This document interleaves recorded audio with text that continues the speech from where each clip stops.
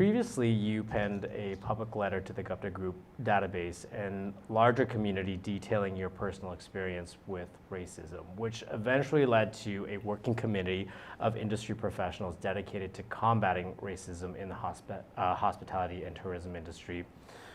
What have been some of the key takeaways and milestones that have been achieved and implemented as a result of that working committee? And what have you really learned from that experience? And what have been kind of the positive outcomes from that? Thank you for asking that question. It's kind of amazing, actually. So during the pandemic, of course, suddenly racism, which, I mean, for people in the room that have experienced it, you probably have experienced it your whole life.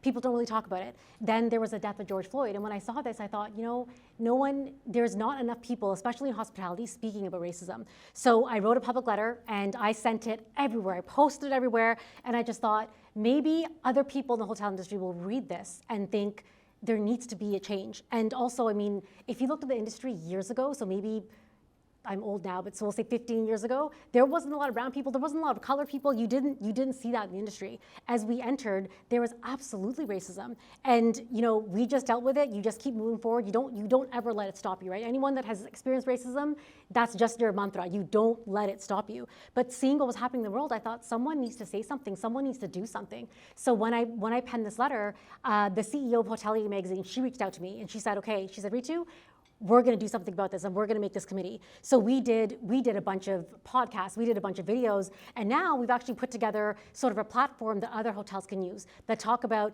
how can you be diverse, how can you remain diverse, how can you be diverse without having the token person on your team, because that also irritates me. And it's been amazing. And we've actually already rolled it out to a lot of hospitality companies, which has just been, I mean, we have a long way to go. It's a blessing for sure, but there's still so much more work that needs to be done. What would you say, you know, are kind of some of the key pillars that make up the foundation of everything the messaging that you're sharing? You know what? I think hiring is one of the most important things, because I think a lot of people, so for example, if you have a Caucasian GM, most likely from what I've seen, they're going to lean towards, without even realizing it, they say unconscious bias, which I don't really agree with, that they might kind of hire people that look like them. And that is something that I even noticed in our own company 15 years back. And I would, you know, they would have 3 candidates and I would ask them why they weren't choosing the ethnic one. Why weren't they choosing the female? And they didn't really have an answer. Their answers now, they kind of, because they were put in the spot, and I constantly would tell our company from 15 years ago that it's not about hiring ethnic people. It's about hiring the best people for the job. And when you do that, you intrinsically create diversity. So that is sort of the crux of this document that's going to be rolled out to the industry. That it's not about, okay, well, you know, I have 5 people here and I need 2 brown people. That's not the way it works. If you start hiring based on ability, you will intrinsically create diversity.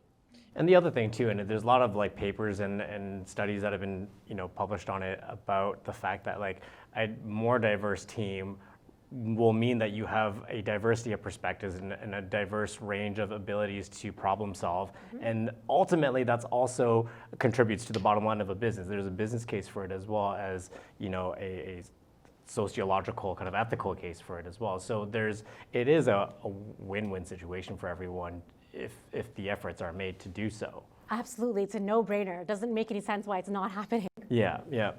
You previously committed the company's hiring practices to ensure that at least 60% of management roles are also filled by women. So when we talk about diversity, it's not just about, you know, hiring more people of color, but also more like gender diversity, as well as understanding that, you know, people from the queer community, the whole conversation around diversity. Mm-hmm. So where do those numbers stand for you today in terms of that commitment?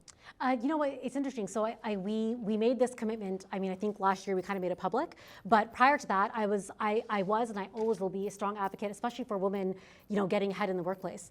And I think a few years ago when I started, because I started, I mean, I've obviously been an advocate for this since I've been in the company. And at Easton, so on the hotel side, we represent about 72 countries. I think in management positions, we have 80% female, which is amazing. Wow. And honestly, I have to be honest, it didn't happen because we tried. It didn't happen because we said, okay, well, we need a female here. It happened because we opened everyone's mind to say, okay, hire the best person for the job. And that's what happened. And when you say hiring the best person for the job, that obviously requires eliminating the unconscious bias and also the barriers that result in, you know, people hiring from a pool of people that they are familiar with, or they're familiar with, or are familiar with their kind of lived experiences as well. So, you know, what are kind of the guardrails that are being dismantled to ensure that you are kind of looking at candidates from a very equitable standpoint versus kind of a pool of people that reflect, you know, hiring managers' lived experience? The one question I always ask is, where are they looking for candidates? Because most of the time you go to your network because it's the fastest thing to do. You go to your LinkedIn because it's the fastest thing to do. But more often than not, you won't see that diversity. So I'll always make sure that, okay, are you going to 1, 2, or 3 sources for a pool of people? Because that's when you'll see more of a diverse nature of candidates. Yeah, because otherwise it ends up just being a self-fulfilling prophecy. Yeah. There's also an argument that has been used many times that the pipeline for talent when it comes to hiring more women and diverse employees just isn't there to fill management roles. Obviously, I'm sure there's many things that you could say to that, but what's the first thing that comes to mind when? That is completely incorrect. And I think you also have to make sure that you're allowing women to stand up and say, hey, I would like to be a part of this position, or I would like to enroll in this position. I think a lot of companies, they don't allow that voice. They don't allow people to stand up and say, hey, by the way, I would like to be part of this. I would like to be part of this company. I would like to have this position. They don't have that open conversation. At our company, I always make sure, you know, whenever you can always tell when someone has ambition, and I'll try to pinpoint them out and just have a conversation.